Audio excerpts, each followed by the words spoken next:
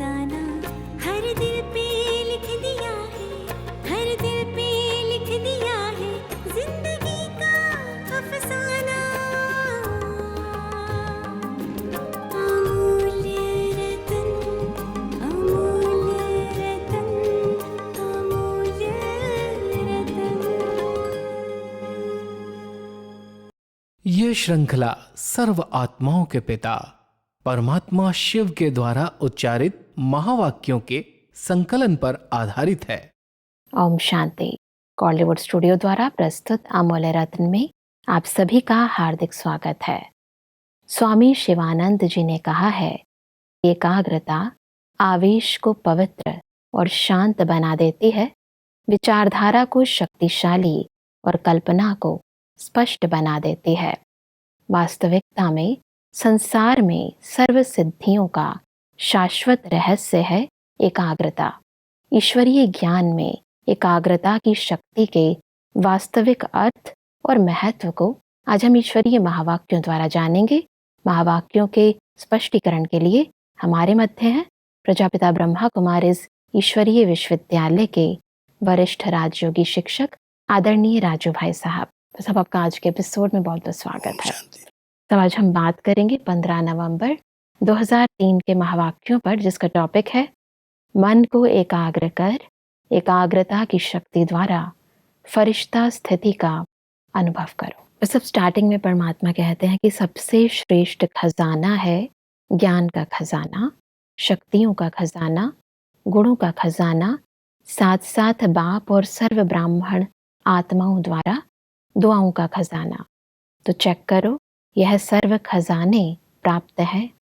सर्व खजानों से जो संपन्न आत्मा है उसकी निशानी सदा नैनों से, चेहरे से, चलन से खुशी औरों को भी अनुभव होगी।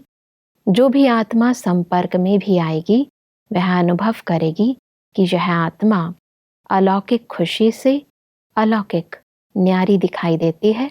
आपकी खुशी को देख दूसरी आत्माएं भी थोड़े समय के लिए खुशी अनुभव करेंगी। तब ईश्वरीय खजाने और उन खजानों से प्राप्त इस प्राप्ति को थोड़ा स्पष्ट करें। वैसे भी जब कोई भरपूर होते हैं, संपन्न होते हैं, तो उनके चेहरे पर अलग प्रकार की रौनक होती है। उनके भरपूरता के चिन्ह चेहरे से दिखाई देते हैं। तो परमात्मा कहते हैं, आप बच्चे अविनाशी खजानों से संपन्न हैं। ज्ञान का भी खजाना है, गुणों का है, शक्तियों का है, अपने बाप से और परिवार से दुआएं प्राप्त हुई उस दुआओं का खजाना है। और अगर इन सब खजानों से मैं आत्मा भरपूर हूँ, संपन्न हूँ, तो वो अविनाशी खुशी चेहरे पर दिखाई देती है। संपन्नता की निशानी खुशी के रूप में झलकती है। जो भी हमारे संबंध संपर्क में आते हैं उनको भी लगता है ये अलौकिक हैं, ये भरपूर हैं, ये अलग प्रकार की इनकी खुशी है, क्योंकि अविनाशी खुशी है। कोई साधन सुविधाओं से, भौतिक चीज़ों से प्राप्त खुशी नहीं है, क्योंकि वो तो अभी है, अभी खत्म हो सकती है। लेकिन अविनाशी खुशी है और उस खुशी के चिन्ह अगर चेहरे पर दिखाई देते हैं तो संबंध संपर्क वाली आत्माएं भी अनुभव करती हैं कि ये लोग तो बहुत खुश रहते हैं, बहुत भरपूर हैं। इनके चेहरे पर भी कुछ अलौकिकता दिखाई देती, न्यारापन दिखाई देता है। परमात्मा की कहते हैं कि जैसे आप ब्राह्मण आत्माओं की सफ़ेद ड्रेस सभी को कितनी न्यारी और प्यारी लगती है, स्वच्छता, सादगी और पवित्रता अनुभव होती है, दूर से ही जान जाते हैं यह ब्रह्मा कुमार कुमारी है। ऐसे ही आप ब्राह्मण आत्माओं के चलन और चेहरे से सदा खुशी की झलक, खुश नसीब की फलक दिखाई दे। बाह्य और आंतरिक स्वच्छता और खुशी, इसको थोड़ा स्पष्ट करें। परमात्मा कह रहे हैं कि आप बच्चे जो ये सफ़ेद ड्रेस पहनते हो, ये भी सादगी, स्वच्छता, पवित्रता की निशानी है और लोगों को बहुत पसंद आती है। हर एक संगठन के बीच में अगर 2-4 लोग भी इस ड्रेस में चले जाते हैं तो अलग प्रकार का नज़ारा होता है, कि अलग से ही लगता है कि कोई अलग लोग हैं। तो परमात्मा कहते हैं जैसे स्थूल में ये सफ़ेद ड्रेस पहन करके आपको लोग अलग अनुभव करते हैं कि ये न्यारे लोग हैं, ऐसे ही आपके खुश नसीबी के जो चिन्ह हैं वो आपके चलन से, चेहरे से, व्यवहार से दिखाई दे। कितनी खुश नसीब आत्माएं हैं। कोई इनको टेंशन नहीं है, किसी भी प्रकार का फिक्र नहीं है, एकदम निश्चिंत है। तो चेहरा अगर हमारा प्रसन्नचित है, खुशनुमा है, तो हमारी खुशी की झलक हर आत्मा को अनुभव होती है। जी। भले हम कितने भी लोगों के बीच में चले जाएं, लेकिन उनको अनुभव होता है कि ये सब अलग लोग हैं। परमात्मा के कहते हैं कि खजाने अविनाशी है, देने वाला दाता भी अविनाशी है, तो रहना भी अविनाशी चाहिए, क्योंकि आप जैसी अलौकिक खुशी सारे कल्प में सिवाय आप ब्राह्मणों के किसको भी प्राप्त नहीं होती। यह अभी की अलौकिक खुशी आधा कल्प प्रालब्ध के रूप में चलती है। अविनाशी खुशी के इस महत्व को थोड़ा स्पष्ट करें। संगम युग पर जो ये अविनाशी प्राप्तियां हम बच्चों को होती हैं, उसके आधार से इस समय जब आत्मा अनुभव करती है कि सदा काल के लिए हम अविनाशी खुशी में रहते हैं, तो परमात्मा कह रहे हैं कि इसकी जो प्रालब्ध है, सतयुग और त्रेता में आधा कल्प तक हर आत्मा खुश नसीबी का अनुभव करती है, क्योंकि सब प्रकार की स्थूल सूक्ष्म भरपूरता देवी देवताओं के हर खजाने में रहती है। इसलिए परमात्मा कह रहे हैं कि वर्तमान समय की अविनाशी प्राप्तियां जो आप बच्चों ने की है, और उस खुश नसीबी के अलौकिक नशे में आप रहते हैं और सदा काल के रहते हैं। ऐसे नहीं एक दिन है दूसरे दिन खुशी गायब हो जाए। जी। अविनाशी खुशी अगर सदा काल इस ब्राह्मण जीवन में रहती है, तो उसकी जो प्रालब्ध है सतयुग और त्रेता में हर देवी देवताओं के अंदर भी वो खुश नसीबी झलक दिखाई देती है, क्योंकि वो हर खजाने से भरपूर है। आगे बढ़ते हैं तो परमात्मा कहते हैं कि परमात्मा ने सभी बच्चों के मन की स्थिति को चेक किया, क्योंकि मूल है ही मन मना भव। सेवा में भी देखो तो मनसा सेवा श्रेष्ठ सेवा है। कहते भी हो मन जीत जगत जीत, तो मन की गति को चेक किया तो क्या देखा, मन के मालिक बन मन को चलाते हो, लेकिन कभी कभी मन आपको भी चलाता है, मन परवश भी कर देता है। परमात्मा ने देखा मन से लगन लगाते हैं, लेकिन मन की स्थिति एकाग्र नहीं होती है। तो सब मन से परमात्मा को याद करते हैं, लगन लगाते हैं, लेकिन एकाग्र नहीं होती है। इसको थोड़ा स्पष्ट करें। वास्तव में जब हम मन मना भाव कहते हैं, जी। तो मन मना भाव माना मन परमात्मा में टिक जाए, उसका भटकना बंद हो जाए। कुछ समय के लिए एकाग्र होता है कि याद आती है, प्यार में हम समाने का अनुभव करते हैं, लेकिन कोई भी बातें जो मन को आकर्षित करने वाली हैं, कोई संबंध में कोई बातें अच्छी लगी या कोई बुरी लगी, कोई भी बात अगर आत्मा के ऊपर उसका प्रभाव पड़ा हुआ है, तो मन एक सेकंड में उधर भटक जाता है। उस पर बहुत अटेंशन चाहिए, बहुत पहरा चाहिए, नहीं तो मन की चंचलता लगन को एक सेकंड में तोड़ देती है। अभी अभी हम स्थिर होते हैं, एक मिनट के लिए परमात्मा अगर कहता है मेरी याद में स्थिर हो जाओ, तो हम स्थिर होने का अभ्यास करते हैं, एक की याद रहे, लेकिन थोड़ी देर एकाग्रता रहती है, थोड़ी देर के बाद फिर कहीं ना कहीं संकल्प चला जाता है। इस पर बहुत अटेंशन चाहिए, अभ्यास करना पड़ता है कि अगर हम एक मिनट में 10 सेकेंड 15 सेकेंड 20 सेकेंड भी अच्छा एकाग्रता का अभ्यास करते हैं और अभ्यास करते करते इसको बढ़ाते हैं, तो स्थिर हो सकता है। लेकिन कहीं पर भी अगर कोई भी आकर्षण है, कोई वस्तु में है, कोई व्यक्ति में है, कोई भी प्रकार की अपनी विशेषताओं में है, कोई सेवाओं में है, तो वो आकर्षण मन के संकल्पों को डाइवर्ट कर देती है, एकाग्रता खत्म हो जाती है।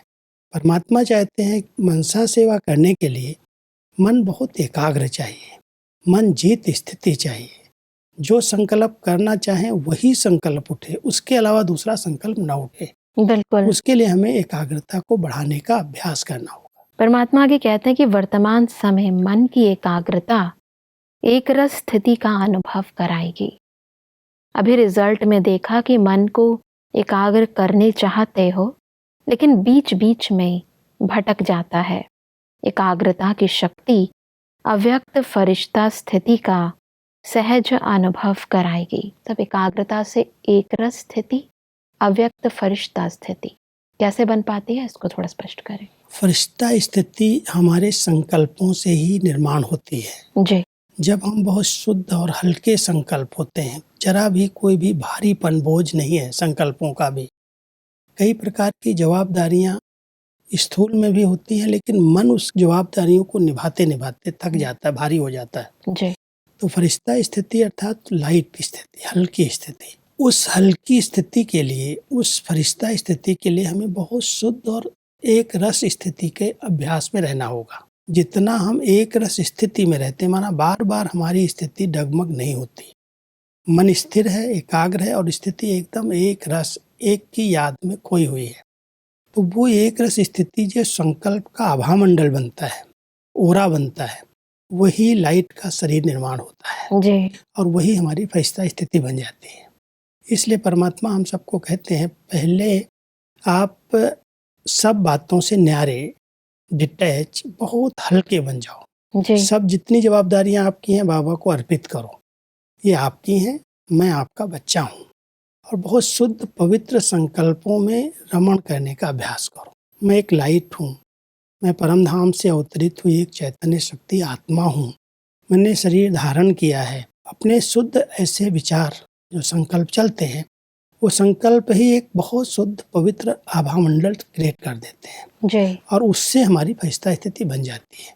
इसलिए परमात्मा कह रहे हैं, जितना आप मन को एकाग्र करने का अभ्यास करेंगे, उतना आपकी स्थिति एक रस बन जाएगी और एक रस स्थिति के आधार से आप अव्यक्त स्थिति का, फरिश्ता स्थिति का अनुभव कर सकेंगे। परमात्मा इसलिए कहते हैं कि मन भटकता है, चाहे व्यर्थ बातों में, चाहे व्यर्थ संकल्पों में, चाहे व्यर्थ व्यवहार में।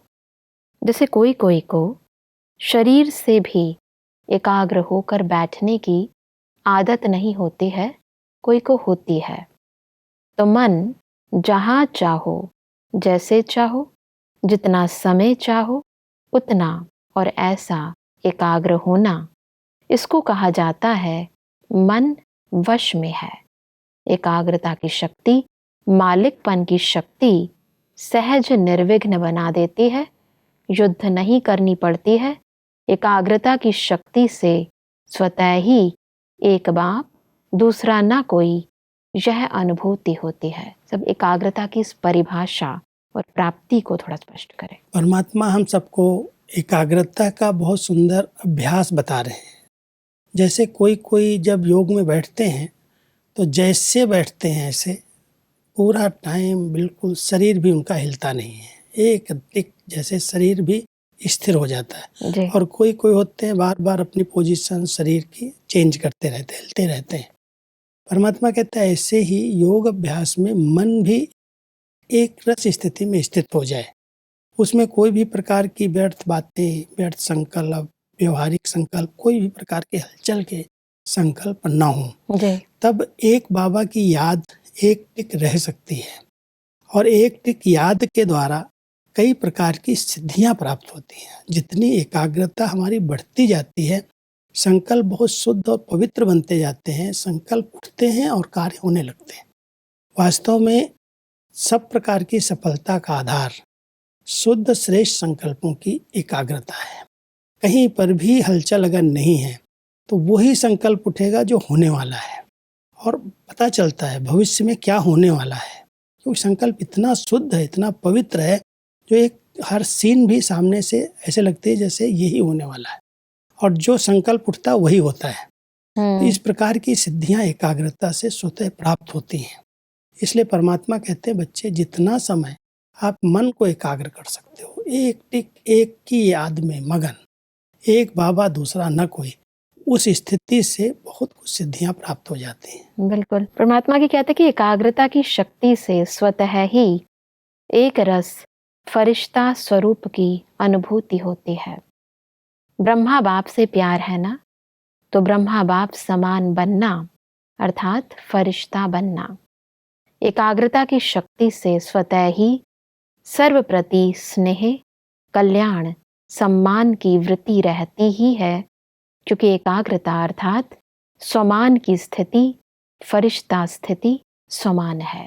सब एकाग्रता अर्थात स्वमान की स्थिति, इसको थोड़ा स्पष्ट करें। क्योंकि कोई भी स्वमान ले करके उसी स्वरूप में हम स्थित होते हैं, तभी हम एकाग्रता कह सकते हैं। कई बार हम समझते हैं एकाग्रता माना शून्य हो जाना। जी। ऐसी एकाग्रता नहीं है। कोई एक नशे का एक शुद्ध पवित्र संकल्प लेकर के, एक अच्छा सामान लेकर के, उसी का ही चिंतन, उसी के स्वरूप में हम स्थित हो जाएं। जैसे मैं आत्मा एक मस्तक मणि हूँ, एक सामान है। अब मस्तक मणि हूँ, ये हमने सामान लिया। मस्तक के बीच में एक मणि चमक रही हूँ, उसका हम अनुभव करें, अभ्यास करें। तो सामान लेते ही संकल्प एकाग्र हो जाएंगे उस मणि पर। मैं एक लाइट हूँ, एक चैतन्य शक्ति हूँ, एक चमकती हुई ज्योति हूँ, या मैं मणि हूँ। जी। इस प्रकार का सामान लेकर के अपने सब संकल्पों को वहाँ हम एकाग्र कर देते हैं। और जब वो संकल्प एकाग्र हो जाते हैं तो जैसे फरिश्ता स्थिति बन गई। उससे आत्माएं बहुत जल्दी संतुष्ट होती हैं, समीप आती हैं, उनको अपनेपन की फीलिंग आती है। क्योंकि दूरी का एक मूल कारण है, जब हमारे संकल्पों में जरा भी किसी के प्रति व्यर्थ चलता है तो वो व्यर्थ संकल्प के वाइब्रेशन कई आत्माएं कैच करती हैं।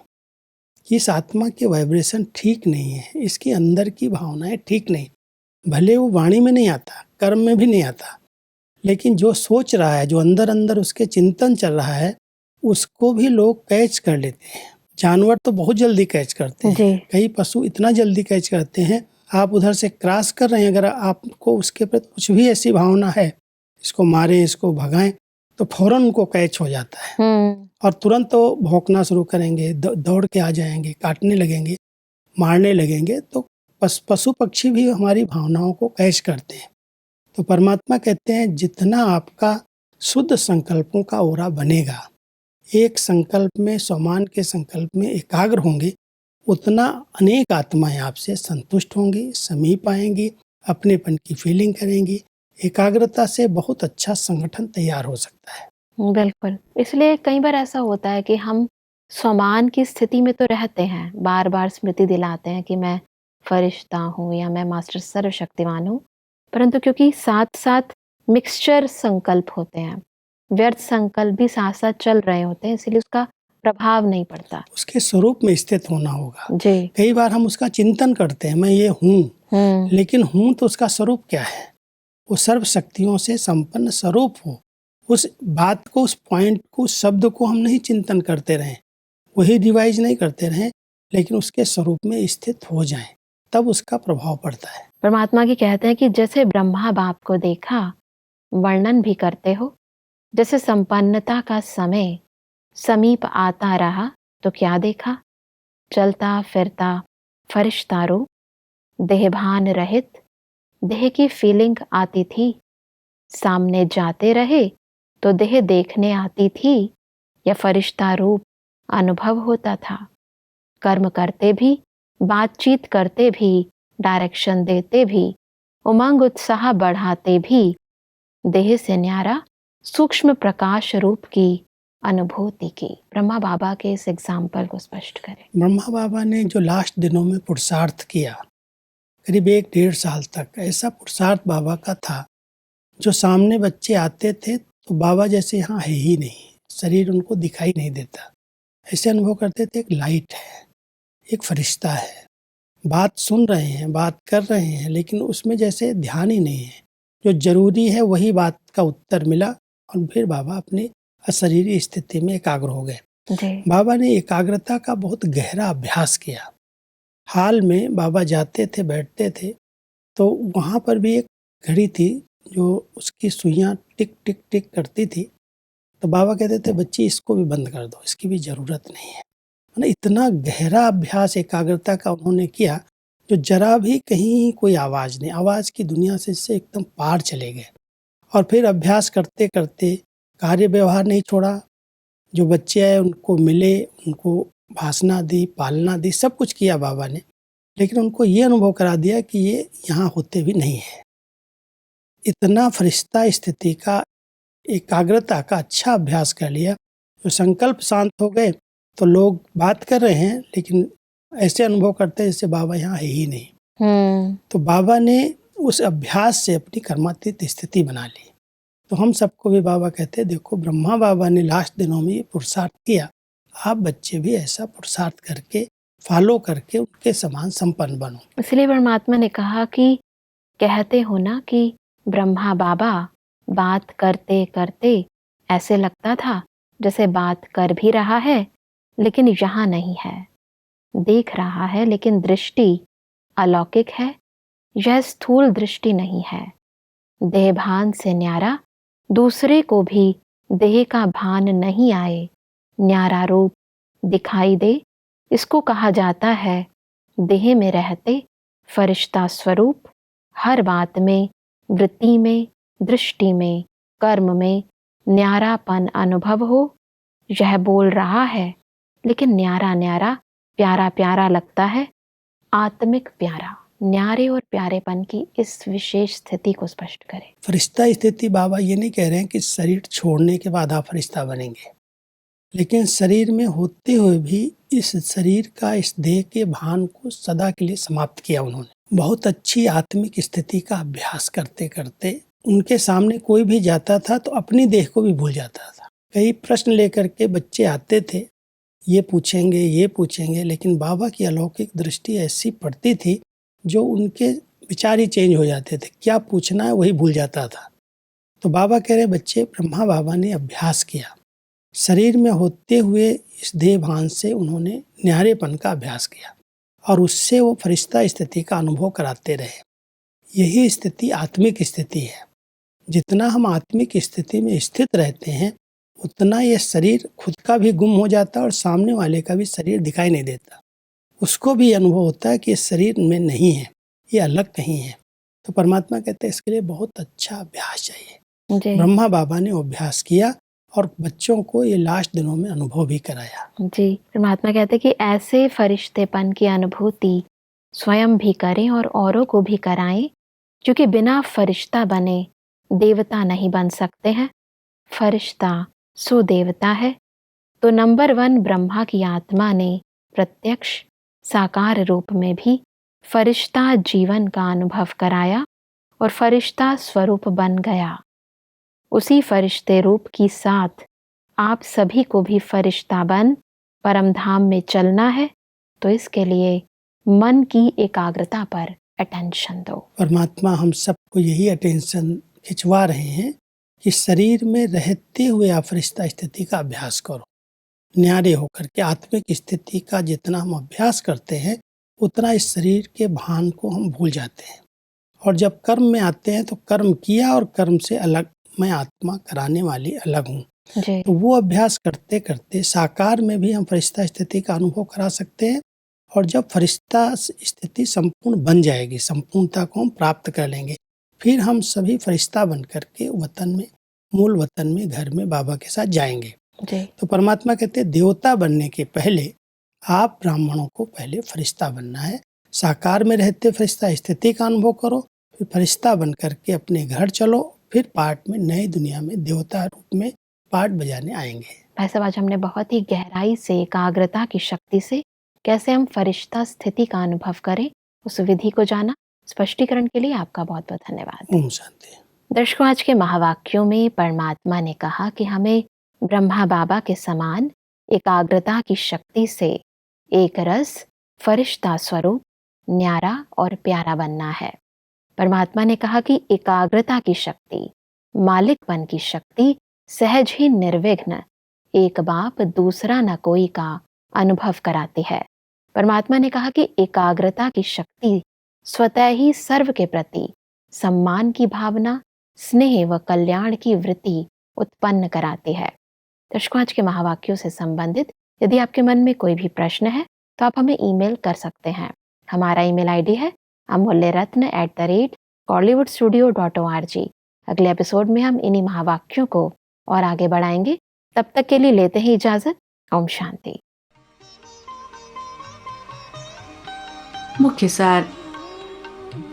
मन की एकाग्रता 1. एकरस स्थिति का अनुभव कराएगी। 2. अव्यक्त फरिश्ता स्थिति का सहज अनुभव कराएगी। 3. सहज निर्विघ्न बना देगी। 4. एक बाप दूसरा न कोई की अनुभूति स्वतः होती है। 5. स्वतः ही एकरस फरिश्ता स्वरूप की अनुभूति होती है। 6. सर्व प्रति स्नेह, कल्याण व सम्मान की वृत्ति रहती है। चेक करो, अमृत वेले से लेकर रात तक खुशी की परसेंटेज एक जैसी रही। मन की स्थिति को चेक करो, क्योंकि मूल है ही मन मना भव। अधिक जानकारी के लिए संपर्क करें Amulya Ratan Godlywood studio, Manmohini Van, Shantivan post, Abu Road 307510, district Sirohi, Rajasthan. Email ID है amulyaratn@godlywoodstudio.org। इस श्रृंखला को प्रजापिता ब्रह्मा कुमारीज ईश्वरीय विश्वविद्यालय के सेवा केंद्रों पर क्लास में नियमित रूप से चलाने के लिए गॉडलीवुड स्टूडियो से संपर्क करें।